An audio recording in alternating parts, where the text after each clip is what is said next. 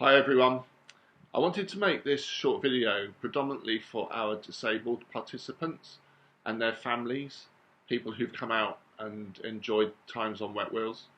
We've all heard much over the past 3 months about lockdown and how vulnerable people were asked to shield, but I wasn't sure actually if everyone really understood what that meant. You will know if you're one of them because you'd have got the letter from the government about three months ago. And yesterday, if you saw it on the TV, the government have updated their guidance on shielding. But I thought it'd be useful to let you know that I kind of understand what you've been going through, and I can speak from a place of experience. Today marks the 100th day that I've not left my house. I'm not alone. The government wrote to more than 1 million people, we understand, who fall into this critically vulnerable category, advising them not to leave their home. And my letter arrived from the government only yesterday, advising me that I can now start to meet people in, a bubble of one family from the 6th of July, and it's not going to come a moment too soon. I wanted to make this video so our disabled participants and their families know that I understand what it's been like for you. I can understand how hard it's been. It's been very frightening at times. It's the uncertainty, I guess, and it's not necessarily been helped by the uncertainty around the rules. Each day we watch the briefings and it seems to be slightly more confusing. And also when we sit and we watch TV and we see other people meeting in large groups, it does feel very unfair at times. But I've done what I've done partly for selfish reasons, I guess. I'm a father and I'm a husband, and I do not want to lose my life to this dreadful disease. But also because if we become ill, it puts pressure on our NHS. I'm beginning to sound like Boris, aren't I?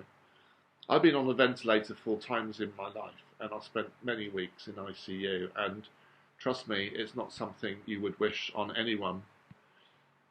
I'm recording this on the hottest day of the year, and like many of the beautiful days we've had over the past 100 days, it has been absolute torture knowing I cannot go out on Wetwheels and experience that freedom and that feeling of independence we get when we're out on the water.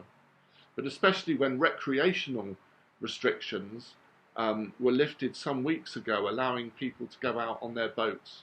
And if you're like me, it wasn't easy watching all these people out on their boats sailing in the Solent, posting pictures on social media saying it's great to be back on the water. How I envy them. Hopefully the relaxing of the strict regulations will mean that many of you will hopefully have an opportunity before the summer is out to come out with us again on Wetwheels.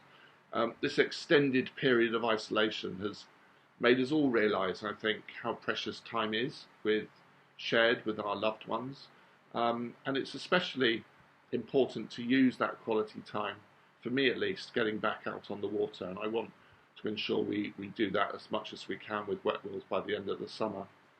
So if, like me, you or a loved one have been shielding for 100 days or more, you will also be desperate to get back to normal, whatever that looks like, but we will at least know that we did our part as best we can. I thought this would be interesting. Drop me a message below and let me know the first thing you plan to do when restrictions are lifted. And to kick it off, I thought I'd start with 2 things. Firstly, I need to get a haircut. If you haven't noticed already, I've not had hair this long since I was 15 years old.